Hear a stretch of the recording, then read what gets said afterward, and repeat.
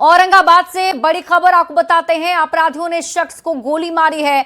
बेटे का सेहरा खरीद कर लौट रहा था शख्स, जिसे गोली मारी गई है। व्यक्ति को पहले धक्का मारकर गिराया गया, फिर कार से उतरकर फायरिंग कर दी गई।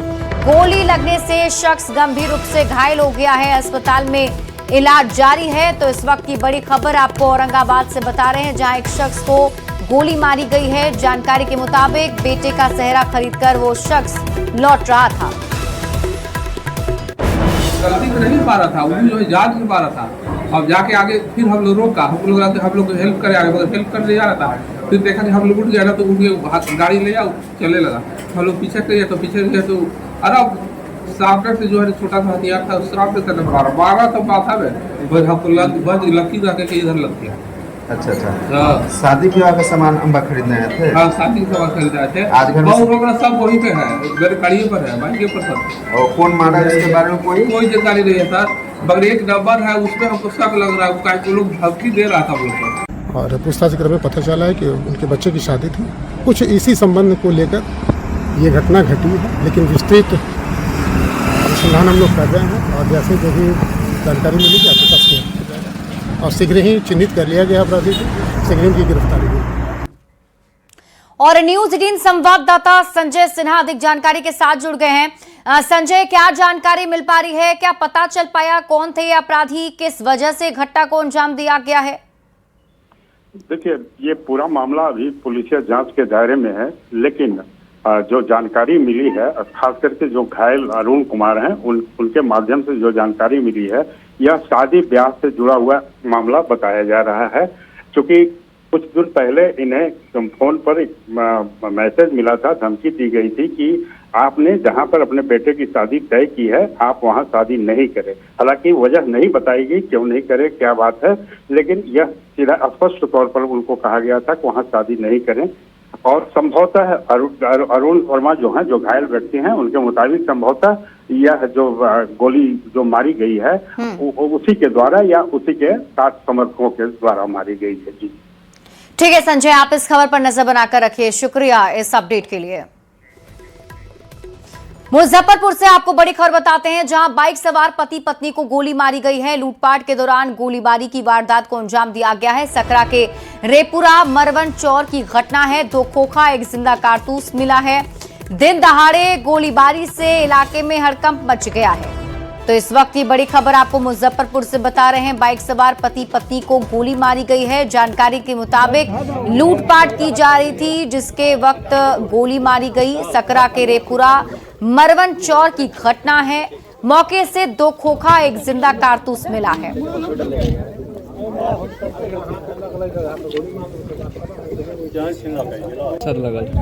तो ऐसे में कई सारे सवाल हैं। औरंगाबाद और मुजफ्फरपुर की तस्वीरों ने एक बार फिर पुलिस के दावों पर सवाल खड़े कर दिए हैं। सवाल ये कि दिन दहाड़े वारदात हुई, पुलिस कहां थी? सवाल ये भी, क्या कानून का खौफ अपराधियों में अब नहीं है? सवाल ये भी उठ रहे हैं कि आरोपियों की गिरफ्तारी आखिर कब होगी? बड़ी खबर आपको बांका से बताते हैं, जहां अमरपुर थाना क्षेत्र में 2 अलग अलग जगहों से एक अज्ञात महिला और एक पुरुष का शव मिलने से इलाके में सनसनी फैल गई। पहले सुबह अमरपुर के डाटवाटी में एक अज्ञात युवक का शव बरामद हुआ। पुलिस अभी मामले की जांच कर ही रही थी कि सहुआ के बहियार से एक अज्ञात महिला का शव मिलने की सूचना मिली। मामले की गंभीरता को देखते हुए एसपी उपेंद्र नाथ वर्मा ने खुद घटनास्थल पर पहुंचकर छानबीन की। पुलिस इस मामले में एफएसएल की टीम की मदद ले रही है। एसपी के अनुसार घटना के कारणों की सटीक जानकारी पोस्टमार्टम रिपोर्ट आने के बाद ही दी जा सकेगी। 2 अलग अलग जगहों पे एक पुरुष और एक महिला का शव बरामद हुआ है। अमरपुर थाना के द्वारा त्वरित गति से वहां घटनास्थल पर पहुंच के उसको रिजर्व किया और एफएसएल की टीम आके उसको देखी है। मेरे द्वारा भी निरीक्षण किया गया है और आवश्यक निर्देश दिए गए हैं। इस केस सबसे पहले तो हम लोगों के सामने एक चैलेंज है कि इन दोनों की पहचान अभी तक क्लियर नहीं है। इनकी पहचान इस्टेब्लिश करनी है। उसके बाद इस केस में आगे इन्वेस्टिगेशन में जो भी तथ्य सामने आएंगे उसके अकॉर्डिंगली हम लोग आगे की कार्रवाई।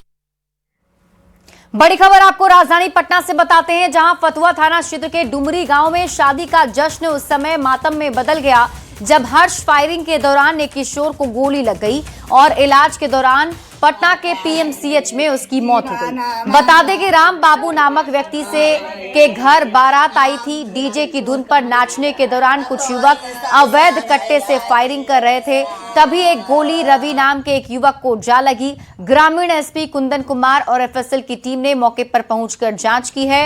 2 आरोपियों को गिरफ्तार कर लिया है। शादी समारोह में रवि कुमार और उसके कुछ सहकर्मी दोस्त या नाच गा रहे थे। नाचने गाने के क्रम में ही अभियुक्त दल के द्वारा फायरिंग की गई।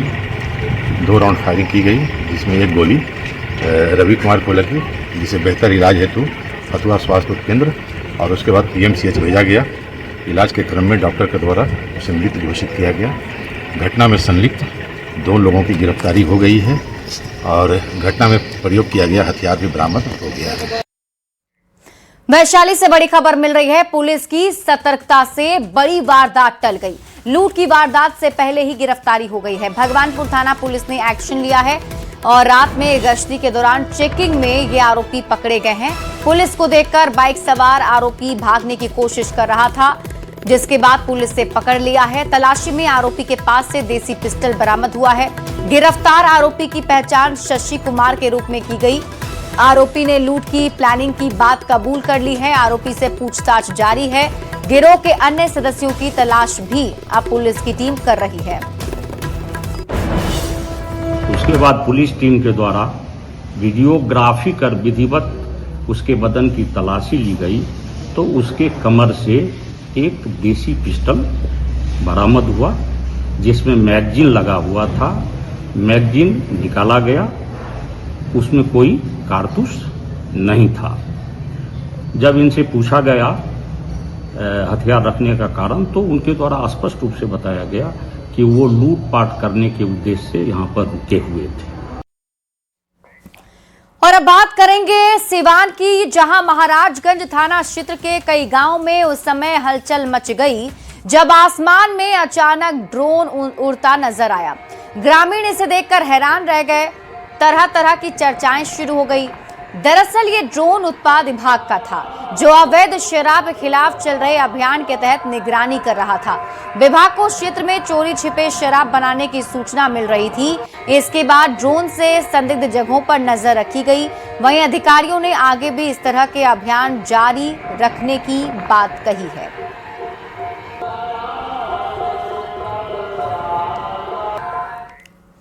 और अगली बड़ी खबर आपको बाढ़ से बताते हैं, जहां बाढ़ अनुमंडल के बाढ़ थाना क्षेत्र के भवानी चौक के पास ससुर दामाद के बीच जमकर मारपीट हुई, जिसमें दोनों पक्ष के कई लोग घायल हो गए हैं। लड़की पक्ष ने आरोप लगाया कि शादी के बाद से उनकी बेटी को प्रताड़ित किया जा रहा था। समझाने गए परिजनों के साथ मारपीट और वाहन में तोड़फोड़ की गई। वहीं दामाद पक्ष ने भी ससुराल वालों पर हमला और पैसे मांगने का आरोप लगाया है। फिलहाल सूचना पर पहुंची पुलिस मामले की जांच में जुट गई है। गाली भी देता है और उसके बाद हम समझाने के लिए जब गए दुकान पर, तो सब बेटा लोग जो पूरा जाओ यहाँ पर क्या तो मारेंगे तुमको। वहाँ पर मार्केट में भी अच्छा दे बात बकवास हुआ। फिर हम चल आए कि कहा कि बेटी हम दिए हुए हैं। आज फिर मेरे मंझला बेटा को पकड़ के हवाई चलाता है और उसको पकड़ के मारने लगा रेड से। तो कैसे हम घर में थे, कोई बताया वहीं रोड पर थे, तो हम लोग दौड़े तो कुछ बचाव हुआ। लास्ट में हाथा वहीं हुआ और उसके बाद हम जब देखे उसका वहाँ पर घर है, तब हम वहाँ से निकल गए। और मेरे गाड़ी भी जला दिया है, मोटरसाइकिल भी, और हवाई भी जला दिया। अब बताइए कि यही कि मतलब हमसे शादी हुआ था उसके बेटी को। कब हुआ था? हुआ था मतलब अक्टूबर में 2024 में, 22 अक्टूबर को 2024 में। लगभग जब से आया था तब से हम लड़ाई झड़प करने लगा बराबर। दम हमारे मम्मी से झगड़ने लगा, हमारे पापा से झगड़ने लगा। और कहता है कि मतलब कि हम हमारा को साथ नहीं रखो तब हम रहेंगे, नहीं तो फिर नहीं रहेंगे, ऐसा कहता। मारपीट करने के लिए कौन कौन? मारपीट करने के लिए उसका भाई था। क्या नाम? उसका नाम है मोहम्मद अफसर, और उसका वो भाई है मतलब तौसीफ नाम है, मोहम्मद तौसीफ। एक ठोक नाम है उसका बाप का नाम है। यही गाड़ी भी उसी का। मुख्यमंत्री पद की शपथ लेने के बाद सीएम सम्राट चौधरी लगातार एक्शन में नजर आ रहे हैं। आज उन्होंने अधिकारियों के साथ नगर विकास एवं आवास विभाग और पंचायती राज विभाग की समीक्षा की है। इस दौरान उन्होंने अधिकारियों को जरूरी दिशा निर्देश भी दिए हैं। तो पटना से आपको इस वक्त की बड़ी खबर बता रहे हैं। ये तस्वीरें आपको उस बैठक की दिखा रहे हैं जिसमें सीएम सम्राट चौधरी ने अधिकारियों के साथ कई विभागों की समीक्षा की, जिसमें नगर विकास पंचायती राज विभाग की समीक्षा आज मुख्यमंत्री ने की है।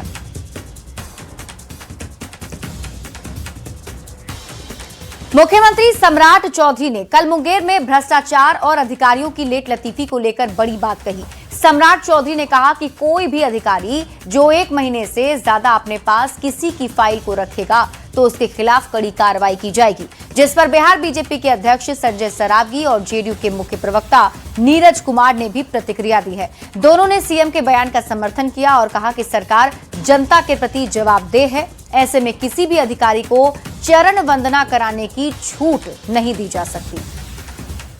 सरकार आम जनता के लिए है, यह लोकतंत्र है। जो भी आम जनता का काम है वो तुरंत होना चाहिए, त्वरित गति से होना चाहिए। माननीय मुख्यमंत्री जी लगातार बोल रहे हैं, उसको धरातल पर भी उतारने का काम माननीय मुख्यमंत्री जी करेंगे। निश्चित रूप से कार्यपालिका को राज्य के माननीय मुख्यमंत्री द्वारा यह जिम्मेवारी देना कि विधि सम्मत प्रक्रिया तय है, उसके बावजूद भी लटकाऊ प्रवृत्ति जो रहता है, यस या नो नहीं करना और चरण वंदना करवाना, लोग जा रहे हैं मिल रहे हैं, इसकी इजाज़त तो सरकार नहीं दे सकती है। तो ये निश्चित रूप से उन्होंने निर्देश दिया है, इसकी समीक्षा होगी तो तंत्र और मजबूत हो। केंद्रीय गृह मंत्री अमित शाह के सीमांचल दौरा के बाद इंडो नेपाल सीमा पर सुरक्षा व्यवस्था और पुख्ता कर दी गई है। पहली बार एसटीएफ ने सीमा के पार से होने वाले अपराध पर नकेल कसने की दिशा में कार्रवाई करते हुए बड़ी कामयाबी भी हासिल की। इस बात की जानकारी एसटीएफ के डीआईजी नीरज कुमार सिंह ने दी है। इन्होंने बताया कि पिछले 4 महीने के दौरान एसटीएफ ने सीमा के पास कार्रवाई करते हुए 146 अपराधियों को गिरफ्तार किया है। वहीं 128 केस दर्ज भी किया है। 6000 किलो के करीब नारकोटिक्स मादक पदार्थ भी बरामद हुए हैं। केंद्र सरकार गृह मंत्रालय की तरफ से बिहार को पिछले साल अक्टूबर में मात्र 4 जिलों को LNT lead and thrust district के रूप में रखा गया है। लीड एंड थ्रस्ट रखने के पीछे का मकसद कि वहाँ कभी नक्सलवाद था और वहाँ अभी निगरानी रखने की जरूरत है, तो हम लोग अपने फोर्सेस को डिप्लॉय कर रहे हैं। लेकिन सिंस 2025 जुलाई अगस्त से अभी तक इस बीच में किसी भी प्रकार की कोई भी नक्सल वारदात छोटी या बड़ी रिपोर्ट नहीं हो रही है, नहीं हुई है और हम लोग उसके लिए प्रतिबद्ध भी हैं। वो जिले हैं जमुई, लखीसराय, गया, औरंगाबाद। नेपाल में नई सरकार बनने के बाद भारत नेपाल के सालों पुराने बेटी रोटी रिश्तों पर असर दिखने लगा है। सीतामढ़ी से सटे सीमावर्ती इलाकों में भारतीय बाजारों की रौनक अब फीकी पड़ती नजर आ रही है। नेपाल सरकार ने सीमा पार से लाए जाने वाले सामान पर भंसार टैक्स लागू कर दिया है। 100 रुपए से ज्यादा के सामान पर टैक्स लगा दिया है, जिससे छोटे सामान पर भी शुल्क देना पड़ रहा है और इस फैसले से नेपाली खरीदारों की संख्या घटी है, जिसका सीधा असर स्थानीय दुकानदारों की आमदनी पर पड़ रहा है। सीतामढ़ी की 84 किलोमीटर सीमा से जुड़े 30 से अधिक बाजारों में कारोबार प्रभावित हुआ, जहां बड़ी संख्या में नेपाली नागरिक रोजमर्रा की खरीदारी के लिए आया करते थे। देखिए, ये मामला अभी 100 रुपया का नहीं लगा है। 2066-67 साल नेपाल के जो है 2000 लगभग 9-8 पड़ेगा इंडिया का साथ, उसी साल में ये कानून हुआ। अब इधर बालन सरकार जी आए हैं तो इस कानून को ये सख्ती से लागू किए हैं कि 100 रुपये से अधिक का जो भी सामान इंडिया से नेपाल जाएगी उस पर भंसार लगेगा। लेकिन हम बालन सरकार जी से ये कहना चाहते हैं कि इस तरह से तो ये इम्पॉसिबल वाली बात है। 100 रुपया में जिस समय ये कानून लगा था 2008-9 में 100 रुपया में जितना सामान होता था एक आदमी को, उतना तो अभी 100 रुपया में उसका अभी 500 में भी नहीं हो पा रहा है। तो इस कानून को सख्ती से लागू करने की बजाय इस पे पुनर्विचार करके इस कानून को संशोधन करने की जरूरत है। जो भारत और नेपाल से बेटी रोटी की संबंध है, लेकिन यहाँ पर इतना तकलीफ है, अगर भंसारे कटा कर जाना हो तो हर एक जगह, हर एक गाँव से जो नगर पालिका है, 100 गांव में नगर पालिका होना चाहिए, छोटी भंसार होने चाहिए।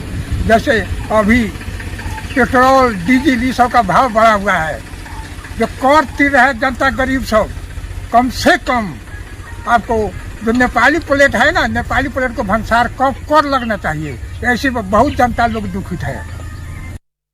समस्तीपुर से आपको इस वक्त की बड़ी खबर बताते हैं। बैंक में लूट की बड़ी वारदात को अंजाम दिया गया है। 1,08,000 की लूट हुई है। 5 की संख्या में अपराधी यहां पहुंचे थे और जाते जाते सीसीटीवी का हार्ड डिस्क भी अपने साथ अपराधी लेकर चले गए। सूचना मिलते ही पुलिस मौके पर पहुंची। सराय रंजन थाना क्षेत्र की घटना बताई जा रही है। पुलिस मामले की जांच में जुटी हुई है और अपराधियों की तलाश जारी है। न्यूज 18 संवाददाता मुकेश कुमार अधिक जानकारी के साथ जुड़ गए हैं। मुकेश, कब की ये घटना है और क्या कुछ अब तक पुलिस की तरफ से कार्रवाई की गई? ये लगभग 1:45 की घटना है जब बैंक में लूट की वारदात हुई है। 1,08,000 की राशि बताई जा रही है। 5 की संख्या में नकाबपोश अपराधी थे और इनके द्वारा बैंक में लगे सीसीटीवी कैमरे के हार्ड डिस्क भी तोड़ करके ले जाया गया। साथ ही बैंक में मौजूद जो महिला 3 की संख्या में ग्राहक थे उनके साथ भी लूटपाट की गई है। उनके पास जो स्वर्णाभूषण थे वो भी लूट लिए गए हैं। घटना के बाद पुलिस मौके पर पहुंची है और पूरे मामले की जांच में जुटी हुई है। बता दें कि अभी 1 सप्ताह भी नहीं हुई है, मुफस्सिल थाना क्षेत्र में एटीएम को तोड़ करके रुपए चोरी करने की वारदात हुई थी। पुलिस उस मामले में भी अब तक कुछ नहीं कर पाई और फिर लगातार ये दूसरी बिल्कुल मुकेश, और ये सबसे बड़ा सवाल तो यही है प्रशासन की कार्यशैली पर कि लगातार ऐसी घटनाएं घट रही हैं, तो आखिर क्या अपराधियों में पुलिस का खौफ ही नहीं है? जी, निश्चित तौर पे कहीं ना कहीं पुलिसिंग में कमी आई है, जिसका नतीजा है कि अपराधी लगातार घटना को अंजाम दे रहे हैं। पहली घटना जो एटीएम वाली हुई थी वो जिला प्रशासन के नाक के नीचे हुई। समस्तीपुर शहर के बीचों बीच वो घटना हुई और अब ये सरायरंजन थाना से महज 1 किलोमीटर की दूरी पर यह घटना हुई है। तो कहीं ना कहीं गश्ती पर सवाल उठता है। पुलिस की जो गश्ती है उसमें कमजोरी है या फिर पुलिस की जो खुफिया तंत्र है उनकी नाकामी है, जिसके कारण अपराधी का मनोबल लगातार बढ़ते जा रहे हैं। बिल्कुल मुकेश, अभी लगातार अगर देखें तो पहले जो अपराधी हैं वो बैंक की या एटीएम की रेकी करते हैं, फिर जाकर के धावा बोल करके लूटपाट कर लेते हैं। तो क्या पुलिस को इसकी भनक ही नहीं लग पाती है, वो जानकारी नहीं मिल पाती है पुलिस को? जी, निश्चित रूप से पहले पुलिसिंग में एक पुलिस का अपना खुफिया तंत्र होता था जो स्थानीय स्तर पर उनको सूचना उपलब्ध कराने का। तो वो हम में जो लगता है ये एक गैप पुलिसिंग में हो रही है। जो पुलिस के पास जो मुखबिर होते थे वो मुखबिर अब उस ढंग से नहीं है जो इन्हें सूचना उपलब्ध कराए समय रहते और पुलिस पर कार्रवाई करे। तो ये कमी यहाँ पर है और पुलिस की गश्ती पर भी लगातार सवाल पिछली घटना हुई थी उसमें भी उठी थी। सुबह 3 बजे के करीब अपराधी एटीएम को तोड़ के चले गए। मुख्य सड़क पर घटना होती रही, करीब 1 घंटे से अधिक वक्त तक अपराधी एटीएम तोड़ने में रहे, लेकिन कहीं से कोई वहां पे पुलिस का कोई गश्ती का गाड़ी नहीं पहुंचा। और ये भी थाना से 1 किलोमीटर से भी कम की दूरी पर ये बंधन बैंक है सरायरंजन में, जहाँ पे अपराधी आराम से लूट की घटना को अंजाम दे करके सब कुछ लेकर के पैसा जो 1,08,000 थे सीसीटीवी के हार्ड डिस्क से सब कुछ लेके निकल गए। ठीक है मुकेश, आप इस खबर पर नजर बनाकर रखिए। शुक्रिया इस अपडेट के लिए। बढ़ेंगे आगे और छपरा से आपको इस वक्त की बड़ी खबर बताते हैं, जहां दिगवारा में टेम्पू और कार की टक्कर में 3 लोगों की मौत हो गई है, जबकि 5 लोग इसमें घायल हो गए। जानकारी के मुताबिक दिगवारा थाना क्षेत्र के सैदपुर गांव के पास टेम्पू और कार की टक्कर हो गई थी, जिसके बाद पुलिस और ग्रामीणों की मदद से देर रात घायलों को सीएचसी दिगवारा पहुंचाया गया। यहां से घायलों को पीएमसीएच रेफर कर दिया गया। बताया जा रहा है कि ये सभी लोग दिगवारा में किसी तिलक समारोह में शामिल होकर टेम्पू से वापस घर लौट रहे थे और तभी सैदपुर गांव के पास तेज रफ्तार कार ने टेम्पू में ठोकर मार दी। टक्कर इतनी भयावह थी कि टेम्पू के परखच्चे उड़ गए। खबर कटिहार से है, जहां तेलता थाना क्षेत्र के रहमानपुर में कानून हाथ में लेने का एक सनसनीखेज मामला सामने आया है। इस घटना पर कटिहार एसपी शेखर चौधरी ने आधिकारिक बयान जारी किया है।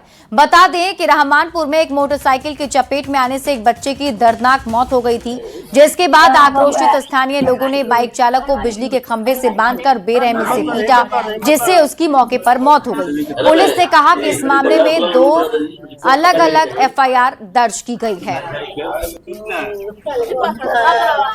जी, सुधानी थाना क्षेत्र का ये मामला है जहाँ पे कि एक बाइक चालक जो है उनके द्वारा एक बच्चे को ठोकर लग गया था और बच्चे के जो परिजन थे उनके द्वारा बाइक चालक के साथ मारपीट की गई और इलाज के क्रम में जो है उनकी मृत्यु हो गई। इससे जो है बाइक सवार जो व्यक्ति था उनके परिजन आक्रोश में आकर जिन व्यक्ति द्वारा मारपीट किया गया था उनको जो है उनके साथ बुरी तरह मारपीट की गई और उनकी भी वहाँ पे मृत्यु हो गई थी। इस मामले में 2 FIR दर्ज हुआ है और दोनों में हम लोग अग्रतर कार्रवाई कर रहे हैं। पोस्टमार्टम करा लिया गया है इसमें और आगे की जो कार्रवाई की जा रही है। औरंगाबाद जिले में इन दिनों भीषण गर्मी से जनजीवन प्रभावित है। तापमान 42 से 43 डिग्री तक पहुंच गया है और तेज धूप से लोग घरों में रहने को मजबूर हैं। सुबह 10 बजे के बाद सड़कों पर सन्नाटा छा जाता है। जरूरी काम से निकलने वाले लोग पूरी सावधानी बरत रहे हैं। सबसे ज्यादा परेशानी स्कूली बच्चों को हो रही है, जिनकी छुट्टी दोपहर में होती है। ये गर्मी से बचने का एक उपाय है, थोड़ी देर के लिए से कुछ राहत मिलती है इससे, इसलिए मैं गन्ने का जूस पिया। अभी एक नहीं है, वो 2 गिलास में पिया इसलिए। अरे बाप रे बाप, आग बरस रही है। अभी तो तत्काल में यहाँ के जिला पदाधिकारी को चाहिए कि विद्यालय सबसे पहले वो 10:30 बजे तक ही रखे तो ज्यादा बेहतर है। इस 12:30 बजे बच्चा तो भुरका जा रहा है, गर्मी इतनी पड़ रही है, लू चल रहा है, पानी के लिए हाहाकार मचा हुआ है। छपरा से आपको खबर बताते हैं, जहां जिला प्रशासन का बुलडोजर अभियान जोर शोर से जारी रहा। हथवा मार्केट और उसके आसपास के इलाकों में अवैध निर्माण और अतिक्रमण को ध्वस्त किया गया है, जिससे दुकानदारों के बीच हड़कंप मचा रहा। प्रशासन ने उन सभी दुकानों और निर्माण को तोड़ दिया है जिन्होंने सरकारी जमीन पर कब्जा कर रखा था। वहीं सड़क पर जनरेटर रखकर रास्ता बाधित करने के आरोप में रेस्टोरेंट पर 2000 रुपए का फाइन भी लगाया गया है।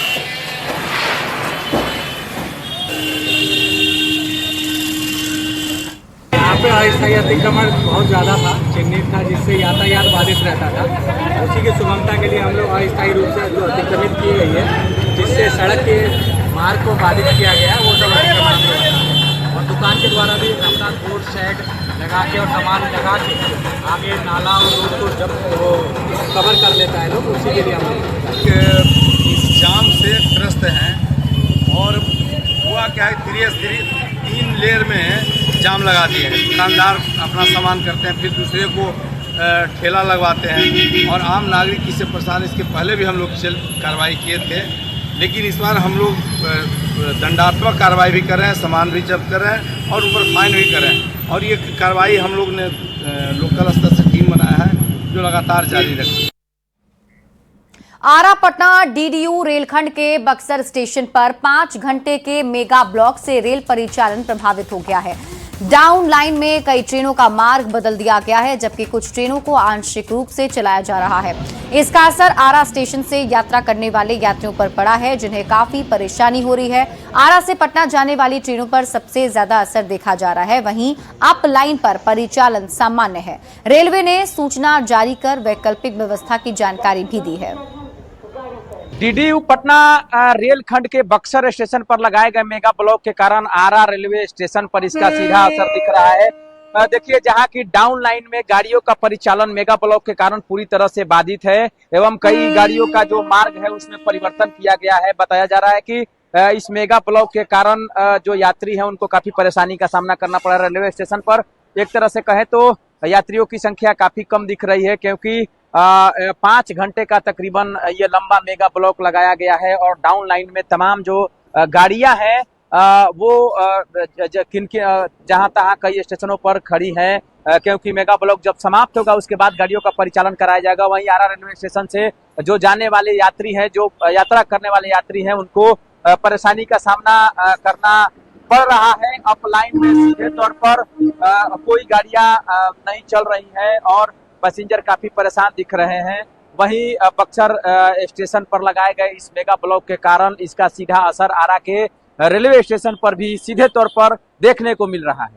चंदन कुमार, न्यूज 18 भोजपुर। किशनगंज से आपको बड़ी खबर बताते हैं, पुलिस ने करीब 1 करोड़ की हेरोइन बरामद की है। साथ ही पुलिस ने इस गिरोह के 3 सदस्यों को गिरफ्तार किया है। हालांकि पुलिस की कार्रवाई के दौरान 2 तस्कर भाग निकले। पोठिया थाना क्षेत्र में पुलिस की विशेष टीम ने छापेमारी की, जिसमें कई मामलों में फरार आरोपी मोहम्मद वाहिद के घर से 515 ग्राम हेरोइन बरामद किया गया, जिसकी अंतर्राष्ट्रीय मूल्य करीब 1 करोड़ आंकी गई है और इस गिरोह के तार नेपाल, बंगाल से लेकर हैदराबाद तक जुड़े हैं। पुलिस को सूचना मिली थी ये हेरोइन की खरीद के लिए ये तस्कर मोहम्मद वाहिद के घर जमा होने वाले हैं, जिसके आधार पर पुलिस ने जाल बिछाया और छापेमारी की। गिरफ्तार आरोपियों में रहबर आलम, रफीक अंसारी और मोहम्मद सद्दाम शामिल है। मुख्य सरगना मोहम्मद वाहिद और हामिदुल दोनों फरार हो गया है। 515.67 यानी 515.67 ग्राम हेरोइन जो लगभग 1 करोड़ बाजार मूल्य का है, उसे किशनगंज पुलिस की विशेष टीम के द्वारा बरामद किया गया रात्रि में, और उसमें 3 जो इसमें तस्कर थे उन्हें भी गिरफ्तार किया गया। यह जो नेटवर्क है वो नेपाल से लेकर किशनगंज और तेलंगाना तक फैला हुआ है, और इसमें जो लोग शामिल हैं वो बिहार, बंगाल, नेपाल और हैदराबाद तक उनका नेटवर्क है। इस प्रकार एक अंतर्राज्यीय नेटवर्क का पर्दाफाश हुआ है और इसमें एक अच्छी कामयाबी हुई है। वैशाली से आपको बड़ी खबर बताते हैं, जहां नशे के खिलाफ पुलिस ने बड़ा एक्शन लिया है। एक महिला समेत 3 तस्कर गिरफ्तार किए गए। आरोपियों के पास से ब्राउन शुगर बरामद हुआ है। बरांटी ओपी पुलिस ने घेराबंदी कर पकड़ा है। जंदाहा के रास्ते बिद्दुपुर जाने की तैयारी थी। पूछताछ में गिरोह के अन्य सदस्यों की जानकारी भी मिली है। अन्य तस्करों की गिरफ्तारी के लिए छापेमारी जारी है।